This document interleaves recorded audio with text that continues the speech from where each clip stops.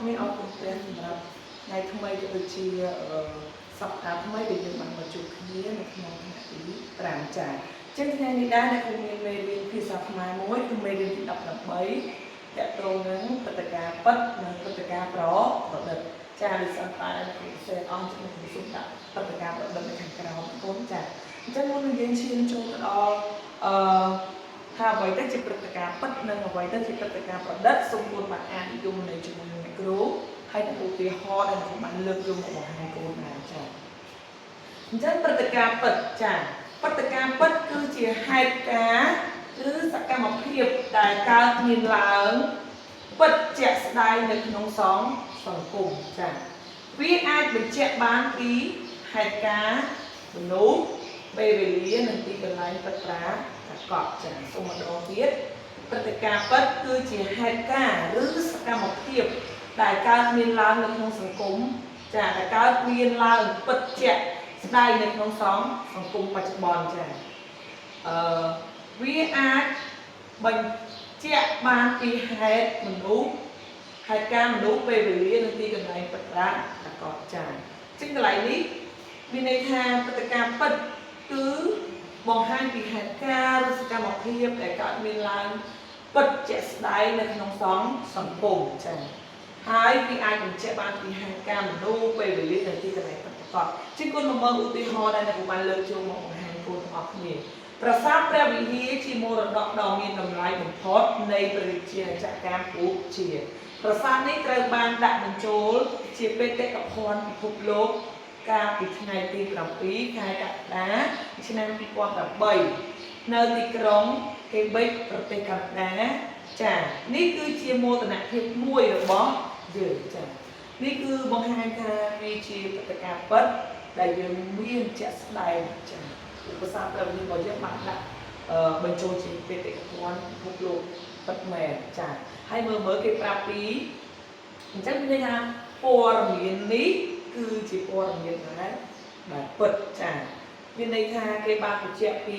ពេលវេលាពីហេតុការណ៍ចា៎ពិតប្រាកដគឺអត់មានបានកុហកទេគឺពិតប្រាកដពិតមែនចា៎អញ្ចឹងគុណដឹងណោះព្រឹត្តិការណ៍ពិតចា៎គឺគេសំដៅទៅលើហេតុការណ៍ឬសកម្មភាពដែលមានចា៎ឬក៏ដែលកើតមានឡើងហ្នឹងជាក់ស្ដែងនៅក្នុងសង្គមហើយវាអាចបញ្ជាក់ពីទីកន្លែងពីពេលវេលានិងហេតុការណ៍ពិតប្រាកដចា៎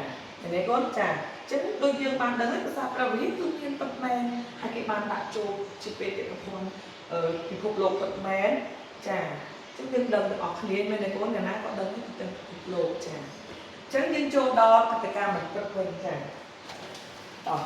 ឥឡូវសូមកូនមើលជាមួយអ្នកគ្រូតើក្នុងជាមួយនឹងព្រឹត្តិការណ៍មិនពិតអ្នកគ្រូទុកបិទពីលើ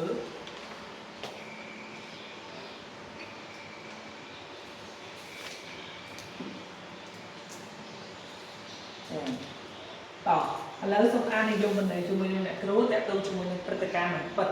ចា៎សូមមានន័យថាព្រឹត្តិការណ៍ហ្នឹងគេប្រឌិតចា៎ព្រឹត្តិការណ៍ប្រឌិតណាកូនចា៎ឬក៏ថាមិនពិតនឹងឯងអញ្ចឹងមិនពិតនឹងប្រឌិតចា៎ដូចគ្នាអញ្ចឹងព្រឹត្តិការណ៍ប្រឌិតគឺជាហេតុការណ៍ឬសកម្មភាពដែលគេប្រឌិតឡើងទៅតាមគំនិតយល់ឃើញរបស់គេដោយពុំមានកើតឡើងពិតជាក់ស្ដែងនៅក្នុងសង្គមឡើយវាក៏ពុំមានបញ្ជាក់ពីហេតុការណ៍មនុស្សពេលវេលានិងទីកន្លែងច្បាស់លាស់ដែរចា៎អញ្ចឹងមួយបញ្ជាក់ពីទីកន្លែងហេតុការណ៍និងពេលវេលាច្បាស់លាស់នៅក្នុងសង្គមប៉ុន្តែដល់ពេលនេះគឺតែគេគាត់ចា៎គឺជាហេតុការណ៍ឬសកម្មភាពដែលប្រឌិតឡើងតាមគំនិតយល់ឃើញរបស់គេដោយពុំមានកើតឡើងពិតជាក់ស្ដែងនៅក្នុងសង្គមឡើយចា៎ហើយវាពុំមានបញ្ជាក់ពីសំដៅបញ្ជាក់ពីហេតុការណ៍មនុស្សពេលវេលានិងទីកន្លែងច្បាស់លាស់ឡើយចឹងគុំមើលឧទាហរណ៍ចា៎ឧទាហរណ៍ដែលបានលើកយកមកបង្ហាញកូនចា៎ចឹងមិនដឹងណាពីយល់ន័យហ្នឹងចា៎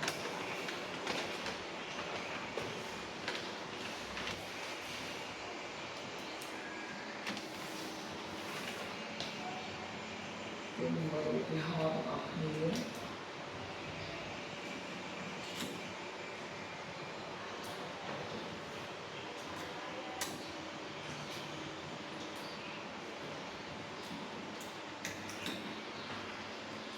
ចឹងសូមបានអានឧទាហរណ៍ទី2ព្រឹត្តិការណ៍ប្រឌិតជាមួយអ្នកគ្រូតចឹងកាលកន្លងទៅមានត្រីចម្ពោះដាវជាច្រើនមកកកកុញក្នុងទឹកសមុទ្រជុំវិញប្រទេសសង្ហបុរីអ្នកស្រុកនិងអ្នកនេសាទមិនហ៊ានចុះទៅក្នុងសមុទ្រឡើយព្រោះខ្លាចត្រីទាំងនោះចាក់សំសម្លាប់អូដាក់ពីសម្បត្តិនេះសិនចាខ្លាចត្រីទាំងនោះចាក់សម្លាប់ស្ដេចបានបញ្ជាទាហានឲ្យទៅសម្លាប់ត្រីទាំងនោះតែមិនទទួល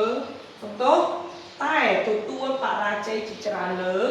ដោយត្រូវត្រីចាក់សម្លាប់សំទោសដែលត្រូវត្រីចាក់ស្លាប់និងរបួសជាច្រើនឃើញហេតុការណ៍បែបនេះក្មេងប្រុសម្នាក់បានទូលស្ដេចឲ្យយកដើមចេកមកតម្រៀបតាមឆ្នេរសមុទ្រស្ដេចបានបញ្ជាឲ្យទាហានធ្វើតាមពាក្យក្មេងនោះ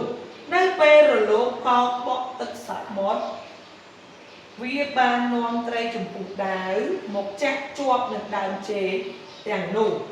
លុះដល់ពេលទឹកថយទៅវិញគេឃើញត្រីទាំងនោះជាប់នៅនឹងដើមចេកលើគោកពួកទាហានក៏នាំគ្នាសម្លាប់ត្រីទាំងនោះអស់ទៅចា៎អញ្ចឹងពួកអានម្ដងទៀតចា៎ការកន្លងទៅមានត្រីចម្ពោះដាវជាច្រើនមកកកកុញក្នុងទឹកសមុទ្រជុំវិញប្រទេសសង្ហបុរី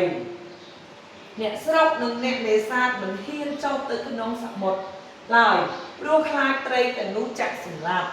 ស្ដេចបានបញ្ជាទាហានឲ្យទៅសម្លាប់ត្រីនោះសម្រាប់ត្រីទាំងនោះតែទទួលបរាជ័យជាច្រើនលើកដោយត្រូវត្រីចាក់ស្លាប់និងរបួសជាច្រើនឃើញហេតុការណ៍បែបនេះក្មេងប្រុសម្នាក់បានទូលស្ដេចឲ្យយកដើមចេកមកតម្រៀបតាមឆ្នេរសមុទ្រស្ដេចបានបញ្ជាឲ្យទាហានធ្វើតាមពាក្យក្មេងនោះនៅពេលរលកបោកបក់ទឹកសមុទ្រវាបាននាំត្រីចម្ពោះដាវមកចាក់ជាប់នឹងដើមចេកទាំងនោះចាលុះដល់ពេលទឹកថយទៅវិញគេឃើញត្រីទាំងនោះជាប់នៅនឹងដើមចេកលើគោកពួកទាហានក៏នាំគ្នាសម្លាប់ត្រីទាំងនោះអស់ទៅចាអញ្ចឹងព័ត៌មាននេះយើងឃើញថាវាពិតអត់ចាយើងមើលថាតើព័ត៌មាននេះវាបានបញ្ជាក់ពីពេលវេលាពីទីកន្លែងចាពីព្រឹត្តិការណ៍ច្បាស់លាស់អត់ចាអញ្ចឹងរឿងនេះគឺជារឿងដែលគេបានប្រឌិតឡើងអញ្ចឹងនេះគឺជាព្រឹត្តិការណ៍ដែលគេប្រឌិតឡើងគឺអត់មានបញ្ជាក់ពីពេលវេលាទីកន្លែងនិងព្រឹត្តិការណ៍ច្បាស់លាស់ឡើយអញ្ចឹងមានន័យថាវាជាអីជាព្រឹត្តិការណ៍ប្រឌិតចាអញ្ចឹងសរុបមកវិញមេរៀនរបស់អ្នកគ្រូថ្ងៃនេះគឺមានតែប៉ុណ្្នឹងទេអ្នកគ្រូសង្ឃឹមថាពេលដែលគ្រូត្រឡប់ទៅផ្ទះវិញគ្រូនឹងអាចទៅមើលមេរៀនឡើងវិញគ្រូអាចចាំពីនិយមន័យទាំងពីរបានចាអរគុណច្រើនសូមព្រះប្រទានពរ